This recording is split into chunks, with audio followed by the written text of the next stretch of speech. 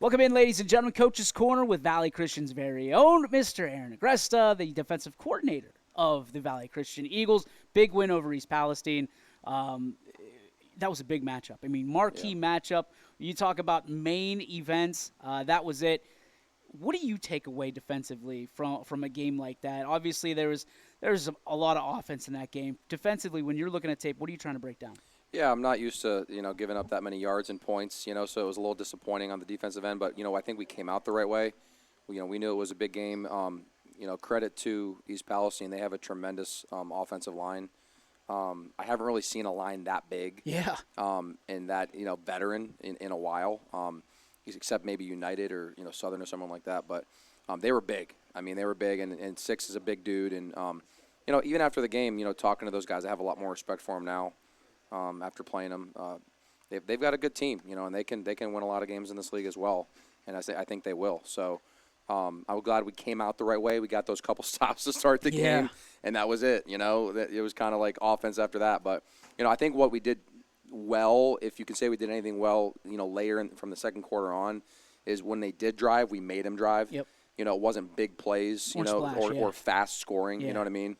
Which kind of let our offense, rest, and then they scored in one play or two plays and back on the field. So, and that hurts you too, being on the field, the defensive side. Sure. When we're scoring in less than 5 plays, we're right back out there. And a lot of our guys are on special teams and stuff. So, I think they wore on us. Being in shape is important. So, but yeah, we're gonna watch the film. We did a little bit here before, as you were arriving, and we're going to look at it, get better X's and O's wise, and try to improve our technique and just work on us. So the thing that I love about your team, your defense in specifics, is the fact that you see 12, or it feels like 12, 11 helmets flying to the football every single play. I mean, nonstop, every play in, play out.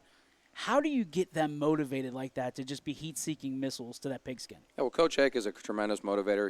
He's always on them to fly around, and as am I. And I'm more worried about where we're lined up and what we're calling and what coverage we're running and stuff like that. But being super like I grew up watching Saban and those guys and those teams in the SEC. Like I study what those guys do, and it's all about small details, technique. And then after that, it's the effort. After you line up correctly, after you know what your job's supposed to be, you got to be in the right spot and you got to go. But yeah, and this is probably this is my 6th year here. We've always had athletes running around and teams, guys that would play hard, but I think all 11 guys on each side of the ball and then special teams as well are buying into what we're teaching them. Yeah. You know what I mean? And they want to win, and they want to go make plays, and they want stats too. Don't get me wrong. They want tackles, and the thing is, they're always, we do defenses, charting after the game and offensive charting. They're always like, oh, how many tackles did I have, whatever. So they want those individual accolades, but they want it together. They want to win. So, I'm really proud of them up to this point.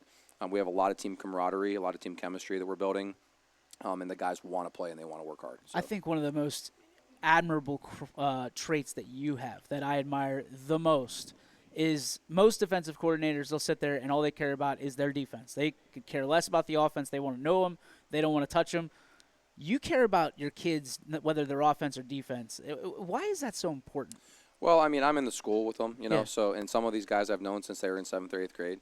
Some of I started in the junior high teaching when I first arrived here, so I taught some of them in 7th and 8th grade. And you went here as well. And I'm an alumni. Yeah. So it's just really, the program's really important to me. Winning's important. Don't get me wrong. Sure. Winning is really important. But, I want the kids to develop character, in their time here.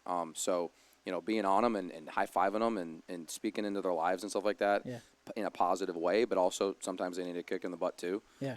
We try to do those things, so, it's all about, it's not just the winning and the X's and O's, it's about all that other stuff as well. So we care about the kids as people. Talk to Andy, 4-6 overall last year. You sit here 4-1. How do you stay motivated the rest of the schedule to seed yourself the right way, get into the playoffs? Absolutely. I think, the cliche is you focus one game at a time, but I really truly believe, like, us as a staff have really just said, hey, one game at a time, because you don't know.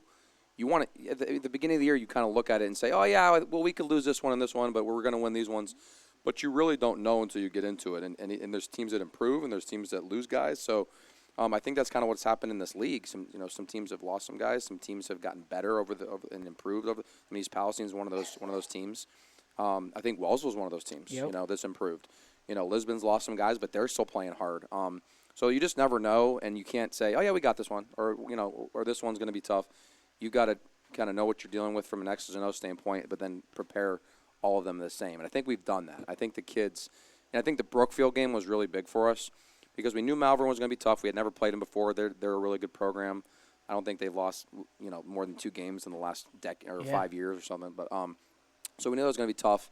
But after that, it was like, man, like we don't know what's, you know, each day, you know, each game provides like a new challenge. So when we went into that Brookfield game, I think at halftime, it was a monsoon. It was a different game, but our guys were so. I've never seen our guys more pumped up in that hallway to go out to in that rainstorm.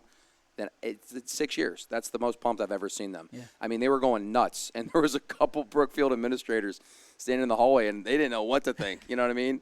So it was kind of funny, but it was really exciting to see. And I think that second half, just kind of dominating that second half on defense and offense in that rainstorm and winning that game, propelled our guys, you know, into the next couple weeks. So hoping we carry that momentum, you know, the rest of the season. What do you think that people should know about this team, about these young group of athletes, character-wise, that maybe they don't know already?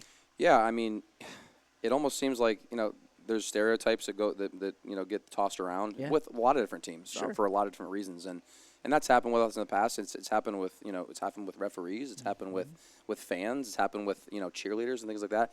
And I think we've had so many administrators and coaches and other people call us and our athletic directors and our administrators after we play them and like, wait, your kids are awesome. Your kids, you know, we're high-fiving our guys, helping our guys up off the ground.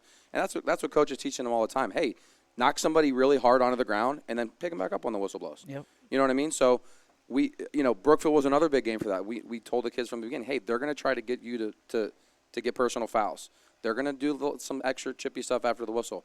If you put your hands up and walk away, even though you want to retaliate, okay, you're going to get the call and you're going to get the benefit. And it happened. You know, there was several personal fouls in that game, and our guys really held their own. And ever since then, that's why I said that Brookfield game kind of propelled us, because in so many different facets with the chemistry and everything and just doing the right thing and playing hard between the whistles and not after the whistles, we kind of grew up a little bit, you know, in that game. So, Aaron, appreciate you. Thanks for your man. time. Appreciate Thank you. Love you. Yep. We'll talk to you, buddy.